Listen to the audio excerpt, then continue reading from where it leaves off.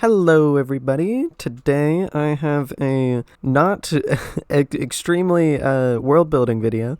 Extremely world building video. This is also not a scripted video, so it's going to be a bit more off the cuff, a bit more spontaneous. I didn't have any sort of big video lined up, so I thought that I would show off this little build that I made here. You might have noticed in the last world building showcase that this little structure was in the very beginning with seemingly no explanation whatsoever. I walked in just right through here. So it's this mysterious little place, and so I thought I'd explain it a little bit. I named this world the Hub because this is what I like to call the hub of universes. It's something that just came to my mind one day when I was thinking of this whole channel, where I was like, what if I had a canonical place where, you know, I went and I just made my little universes, and so I did it. That's basically all the explanation behind it. It's just like a visual place where I can show what my writing mind is sort of like. And you can probably notice that there are two parts to this build, very clearly two different sections. There's the normal house section, which, I don't know, it has some interesting coloring. It's got the slate sort of like tile-esque roof with the typical wooden double-story setup, with a couple little highlights. These, I'm just gonna pop into here. These buttons here are supposed to be screws in the logs of the wood. I wasn't sure how they would look, but I hope they don't contrast too much with the rest of the coloring. I kind of like it, but I can see it contrasting too much. Actually, before I show off the rest of the building, I should probably show off a little bit of this landscape here. This is via Terralith and what is it called? Tectonic? Yeah. Combined, they make Terratonic. And that is the combination that we're working with here. I really liked the look of these mountains.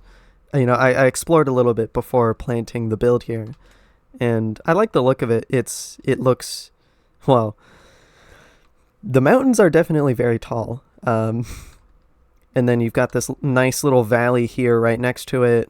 There's a bit of a plain over there. You know, there's a lot of interesting stuff to look at. And I like where it is. I like how it's nestled right off like a hillside in a little plateau just before the mountains get started. It's a cozy little place. It's sort of like, if I could build a house in real life, this is about where I would want to build it. Just like a nice little wooded area. But anyways, back to the build itself. You know, you've got the normal house area. Well, semi-normal, you know. I'm not sure how many people's houses have like 3 stories in the middle of the woods, but I guess typical for like a medieval manor, if we're going that sort of route. A medieval manor would probably look a bit different. This is probably more like Renaissance, early modern period. I don't know why I'm saying that as if I have any sort of architectural knowledge, because I don't really know that much about architecture or historical time periods. I'm just sort of guessing. It is something that I want to research, because I do want to make like legit medieval-esque builds, but this is just something that sort of popped out of my head as I was building it. But anyways, you're probably dying of anticipation. This tower here, I very specifically made it to look alien, to look like very weird, for lack of a better term. You know, I wanted to give it a sense of mystery, of otherworldliness, because, I mean, that is basically what it is. This is the tower where the portals were. You can see a lot of the portal particles sneaking through there. If you couldn't guess from the last video, those portals are portals to my universes. And the tower will expand if I have more universes than it can currently hold. But as for right now, it can hold all of them. It's doing a pretty good job of it. What else about this outside? Well, you might be able to notice, if you know about the mod Axiom, I am using Axiom. It's a very good building mod. And if I go, I have this Tinker tool here, which is basically like a debug stick, except I don't have to give myself the debug stick. And using this, you can basically like Let's find a good block there. You can sort of make these like nice little holes in walls just to like make them look a little bit worn down, and that's what I've done. Like around windows and around the corners a little bit, I've added these little just divots to give it a bit more wear and tear. Same thing with these buttons. That's what these are. It's just supposed to be like, I don't know, loose boards sticking out or something. I think it looks cool. Oh, you can make... Okay, well, I'm just silly then. Because I used oak buttons here, because I couldn't find the other buttons, even though these buttons definitely do exist. Well, I won't change them all live right now. But just rest assured that those are supposed to be spruce buttons. They're supposed to blend in a bit better with the color of the build, but, you know. And then this roof here, I made it out of a bunch of different blocks, different shades of gray, just because I wanted to get a lot of texture in there. Get a lot of deep slate. This is... Oh no, those are just deep slate bricks. Yeah, it's just all sorts of different deep slate blocks. I think it gives a nice look. I like this sort of like crunchy texture I gave it. You know, it adds to the feeling of wear and tear, to the feeling that this house has been here for a while. And then we got these trapdoor windows. You know, they don't actually open very well, and you might have just noticed that that updates it. You can turn off updates with this button, no updates. So if I do that again, then it won't update anymore. So I guess just surprise tip for Axiom. If you ever use Axiom and you're wanting to use this debug thing, then just be aware of that. You don't want to ruin any of your builds by not having the no updates on. But using these trapdoors, I made the windows open and some of them only half open. I kind of like that effect. It gives a bit of life to it. But I think that's enough of the outer area. I'll just do one more little fly through here. But I think it's about time that I entered the building. I really didn't show much of the interior in the one clip from the last video. It was just a very brief walkthrough, but hopefully it isn't too dark. These shaders kind of make the inside look a bit dark because it's a bunch of candles and the only light sources are chandeliers coming down, but we'll see how it goes. We'll see what happens. We got this ominous little thing hinting at what is beyond. Oh, that's why I didn't, that's why I had no updates off. Because fun fact, if you have no updates on, then the bottom half of the door just doesn't go, which is really funny. There we go. So, we walk through, the door automatically closes behind you, and now you are within the building. We got some shelves here, some little knickknacks, we got some writing stuff, an axe, just in case you want to go out and gather some firewood. We got a couple of plants here. Can't remember. Yes, I did put the soil in there. That was a thing that I thought of like halfway through putting these plants in, so I wasn't sure if I had done it for this one. You got a nice little view here through the windows. I like it. But going forward here, we got a little table, high-backed chairs with some flowery patternings on them. A bunch more shelves. You might be wondering where the bookcases are, since, I'm supposed to be like a writer or something, but they're elsewhere. Don't worry. Have faith.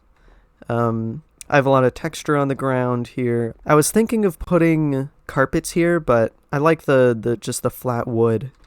It's a nice little vibe. But anyways, so we got we got some crates here for storage, and then going up this staircase. And don't worry, I will go into that tower eventually. You can hear the portals going on over there. I don't know how good of an effect this is. The signs are supposed to be like a railing, but I'm not sure. I mean, I think it looks pretty good right here, but on the diagonals it was really difficult because they don't really, the signs aren't big enough and they don't really connect very well, but using fences made it look just really blocky, so I didn't want to do that. But yeah, we got another shelf here, some nice candles. I can't remember what that mushroom is called, but it's there. And moving forward, we have the little writing area. I like this quaint little setup. You know, you got a nice little rug here with the purple and the red, and then a big empty bookcase. And what could this bookcase be about? Well, you might notice that there's a lot of books on the bottom here, and they're sort of nice and orderly. And these are the universes. These represent the universes that I'm thinking about. So 4 times 3, so that's 13 total right now. And this isn't representing all the stories. I think I will make them represent the stories since the universes are in there. But I don't have an official count of stories that I'm writing right now.